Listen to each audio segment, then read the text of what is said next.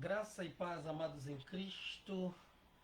Nós estamos mais uma vez aqui para então darmos continuidade ao nosso estudo que já iniciamos a semana passada sobre como temos como título o reino de Deus versus as religiões denominacionais criadas pelos homens.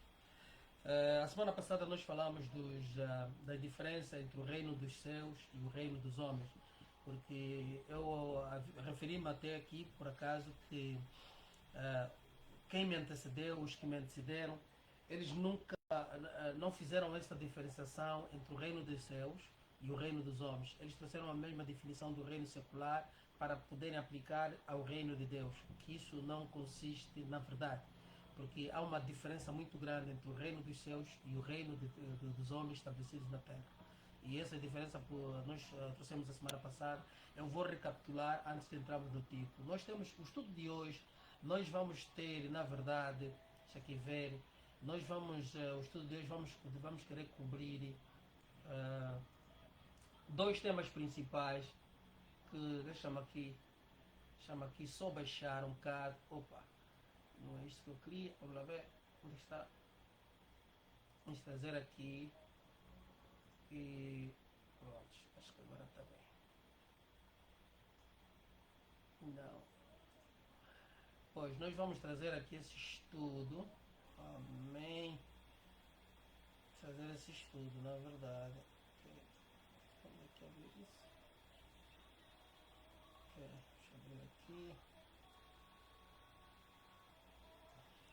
Amém.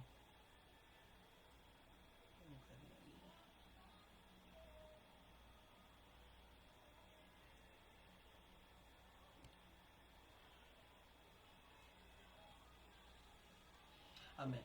Então, o estudo que nós vamos ter hoje, nós vamos cobrir, deixa lá ver, vamos cobrir aqui 3 pontos para o estudo de hoje. Não queremos ter o estudo alongados, porque depois torna-se cansativo para aqueles que estão a acompanhar. Então, os 3 pontos que nós temos hoje é o que é a religião. Vamos trazer a definição da religião e automaticamente fazer aqui uma demonstração, o que é outra vez o reino dos céus, para podermos ter esse balanço da comparação. E também vamos falar quais são os objetivos, plano e propósito do reino de Deus. Vamos trazer esse ponto também aqui como pergunta de partida. E vamos terminar com o último ponto, que é vamos aqui expor os princípios que na verdade que são os pilares deste reino que Jesus veio estabelecer. Está tudo na Bíblia Sagrada, nós vamos trazer aqui para poder então trazer esse ensino para que as pessoas possam realmente acompanhar e ver o que é que Jesus na verdade estabeleceu como pilar para este reino dos céus. Amém?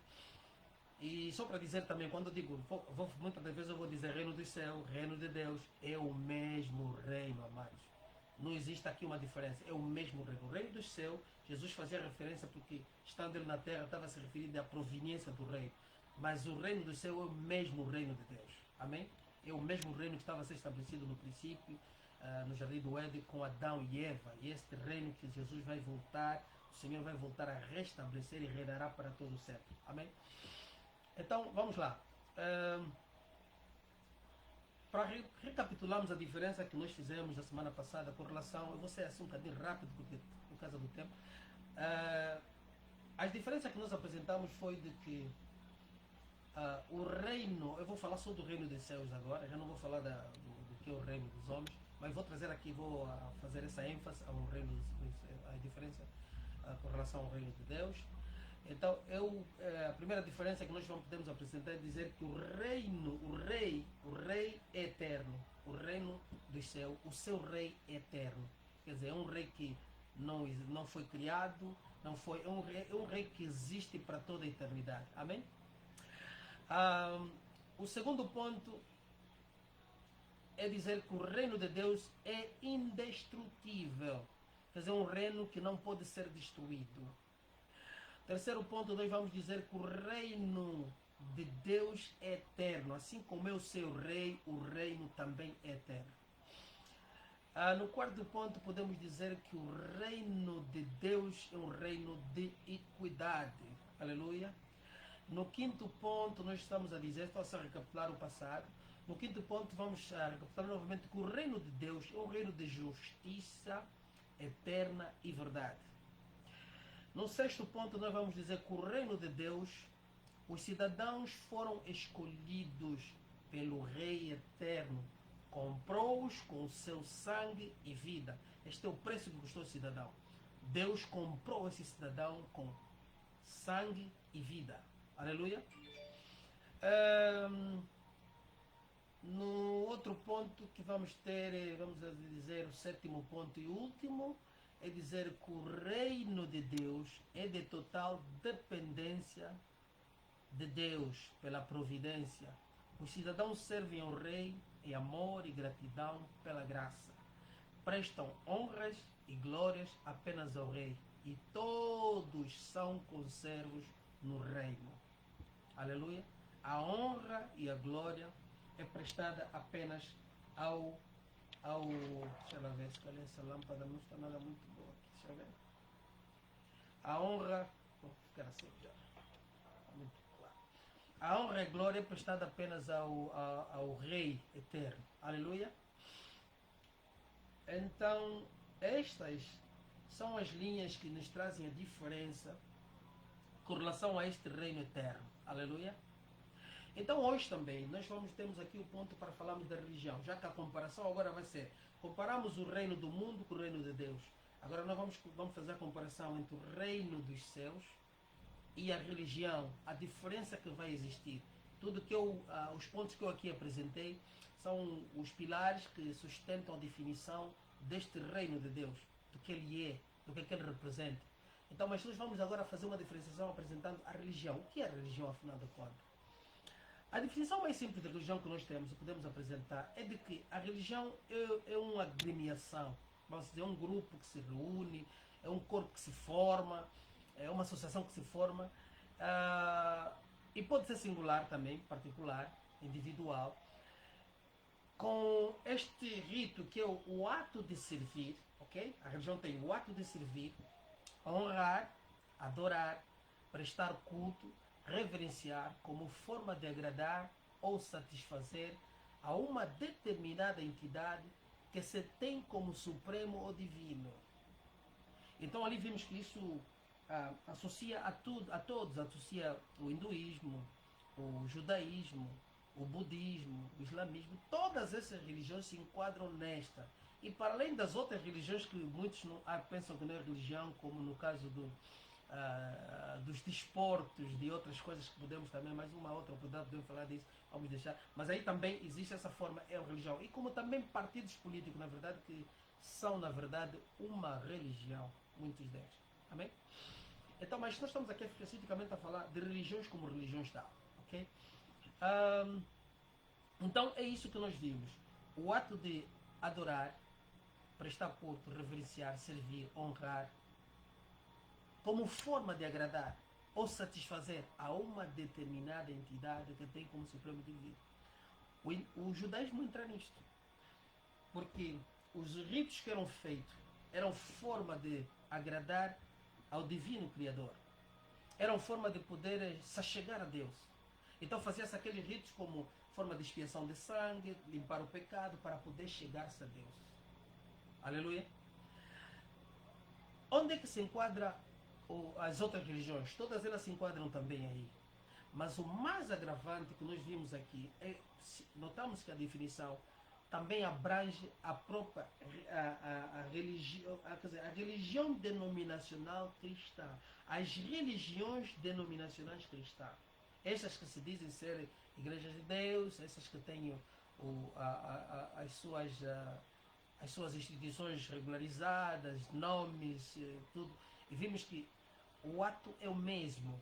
Por quê? Porque para você fazer parte de uma determinada instituição, apesar de que se prega o Evangelho dizendo que é só pela fé, através da graça, pela graça através da fé que se chega a Deus, mas a religião como instituição cristã, as religiões cristãs denominacionais, elas criaram uma espécie de outros tabus à frente, para que você, para ser, tem que passar por determinados parâmetros.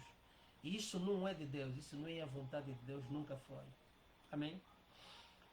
há necessidade de haver uma certa disciplina dentro do institucional, mas não que as pessoas devem realmente atingir certos patamares para serem. Elas já são antes de serem.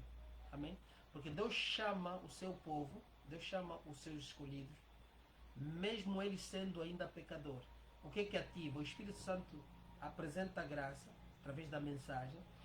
O coração deles se despoleta pela fé que o Espírito Santo provoca. E eles aceitam, reconhecem o seu estado e vêm a Deus. Então, o que vai acontecer depois, eu vou falar mais à frente, é o moldar para que deem esses frutos que vêm a ser dado durante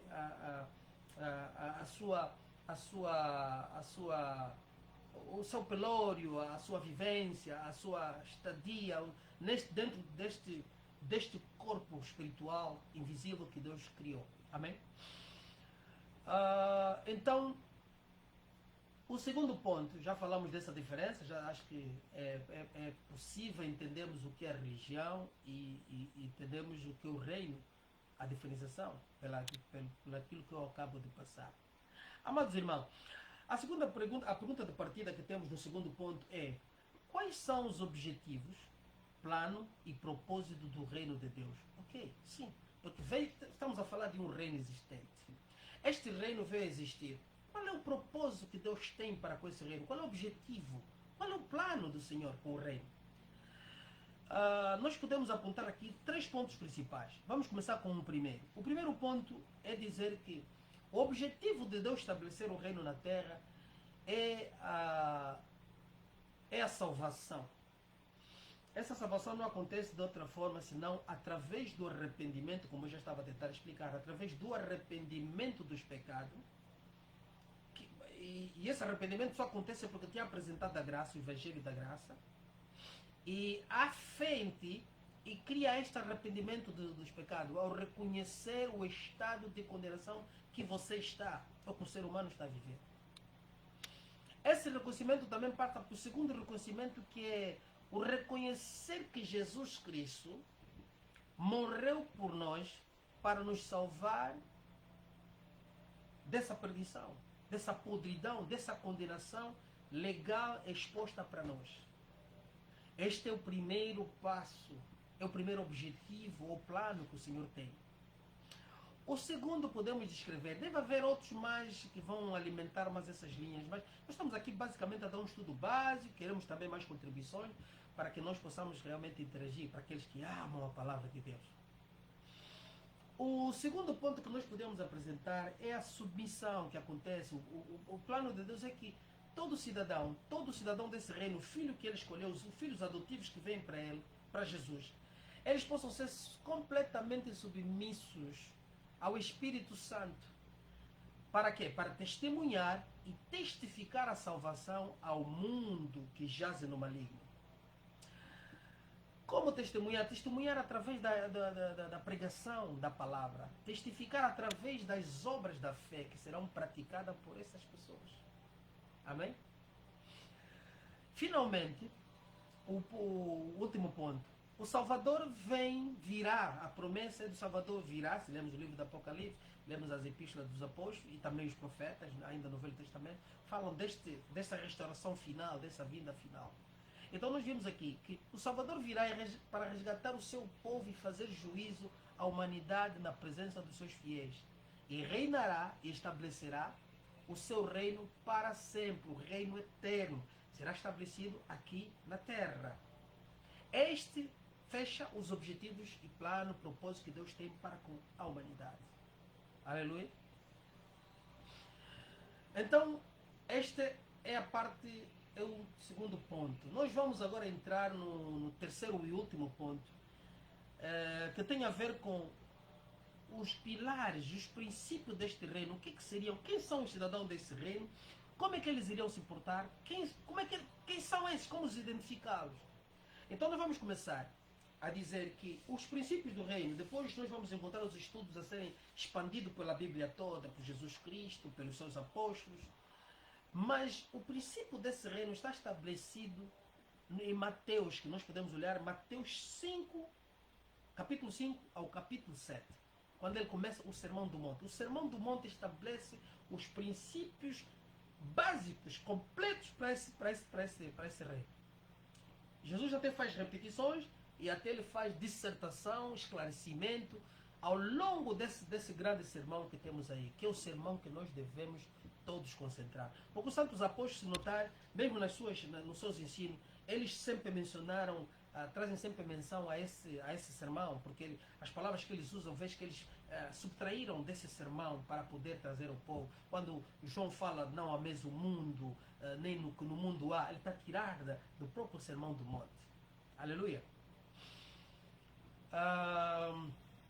Então, já disse que está contido em Mateus 5 a 7, como também podemos olhar nos outros evangelhos semióticos, vamos encontrar, mas em Mateus está muito mais claro, na visão de Mateus, do que nos outros livros. Mas nos outros livros complementa tudo que está aí. É necessário termos essa concordância e ver, para podermos então alinharmos a esse ensino.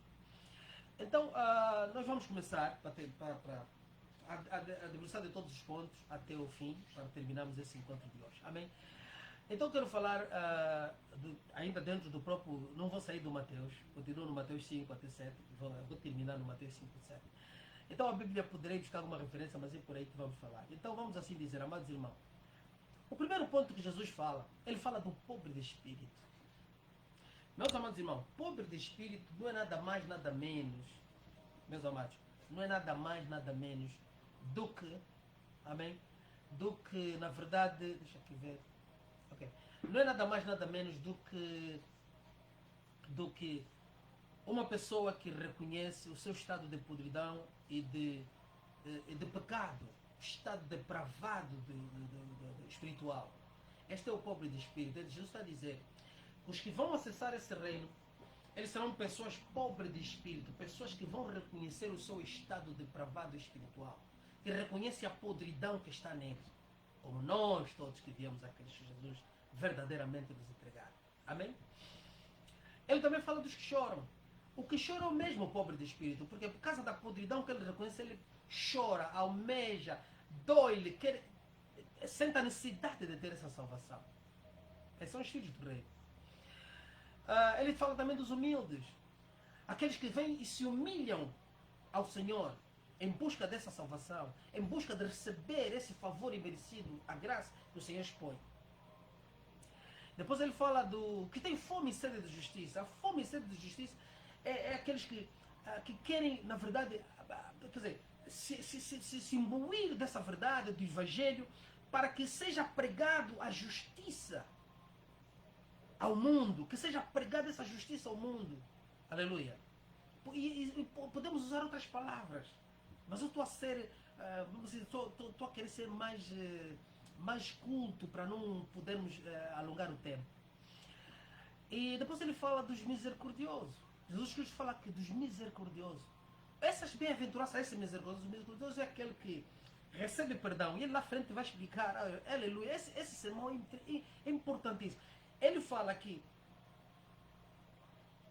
quer dizer, que lá frente ele vai falar, né? Porque ele fala, os misericordiosos são aqueles, na verdade, que recebem misericórdia e tornam-se misericordiosos. Qual é essa misericórdia? Quer dizer, se eu estou lavado, eu tenho que ter misericórdia para com o próximo que está no pecado. Aleluia.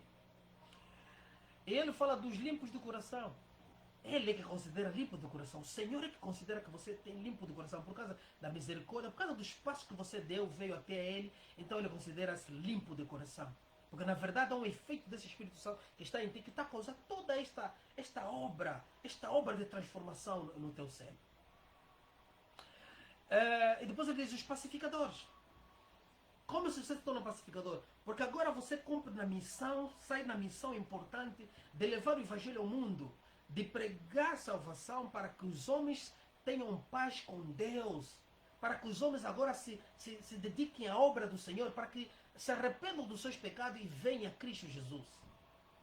Esses são os pacificadores, não os capacetes azuis. Amém? E depois ele diz outra coisa. Ele diz, a bem-aventurança vai para aqueles que também são perseguidos. Perseguidos porque são perseguidos, injuriados e caluniados por causa do Evangelho. Não é ser perseguido porque você é um falso profeta, porque você faz alguma coisa, rouba dinheiro da igreja e está a ser então de pessoa, estão a me acusar por causa do Evangelho. Não, ele está a falar, a perseguição vai vir por causa do Evangelho, por causa da verdade que você prega. Porque estes que hoje estão a pregar a mentira, eles vão perseguir-nos a nós que estamos a pregar a verdade. Que estamos a querer pregar, não, o Evangelho é assim, essa coisa de dinheiro sai fora, o Evangelho é a verdade. Temos que falar porque Cristo pregou assim, ensinou assim. Estamos a trazer o Sermão do Monte, porque o Sermão do Monte não faz qualquer sentido para quem prega o Evangelho da prosperidade e outros Evangelhos. Eles até fogem desse sermão, têm horror desse sermão. Mas aqui está estabelecidos os princípios do reino de Deus. Amém? E Jesus também fala que nós, por tudo isto, daríamos um bom testemunho como cidadãos do reino. Estamos a falar agora de frutos do Espírito, que iriam ser produzidos por estes que vieram a Cristo, que se entregaram a sua vida a Jesus. Receberam a salvação pela fé. Esse fruto consiste a partir de que vocês... o cristão não podia ter rancor, não pode ter rancor, irar-se ao ponto de ter rancor, de ficar com rancor, mágoa. O cristão teria de ter como fruto língua resfriada. A língua, com o controle da língua. Por isso é que Tiago, quando faz menção sobre a língua resfriada, ele só vai buscar o sermão do... Eles sincronizaram-se na mensagem do mestre, do rei. Língua resfriada. E o que é que vemos mais? Nós vimos também que esses filhos do reino estariam libertos, ou estariam fora, evitar o máximo como fruto do Espírito, não produzirem a cobiça nos seus corações para a imoralidade e o adultério. Amém? Vigiar os olhos, porque depois, se vocês lerem esse Mateus 5 a 7, vão entender tudo isso que estamos aqui a falar. Porque, na verdade, simplificamos, resumimos para poder transmitir. Mas aqueles que têm ouvido do Espírito, que o Senhor possa abrir os seus ouvidos, seu entendimento e discernimento, porque esta é a palavra da verdade. Então, eles teriam longe dessa cobiça imoral, ao ponto do adultério físico também. Amém? O imoral, a cobiça imoral é adultério. E depois tem o adultério físico, a consumação do próprio pecado, que já é pecado. Aleluia.